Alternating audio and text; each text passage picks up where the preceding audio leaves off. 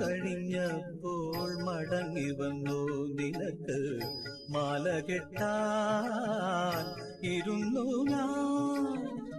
മാലയിൽ അത്ഭുത ശ്ലോകം തീർത്തത് നീ തന്നെയായിരുന്നു. മാലയിൽ അത്ഭുത ശ്ലോകം തീർത്തത് നീ തന്നെയായിരുന്നു. എന്റെ പൂർവ പുണ്യമായിരുന്നു. കൂടും പിണികളെ കണ്ണാലൊളിക്കും കൂടൽ മാണിക്യ സ്വാമി. ജീവിത ദുഃഖമാ ഉദരരോഗത്തിനും നീയല്ലോ സിദ്ധൌഷധം.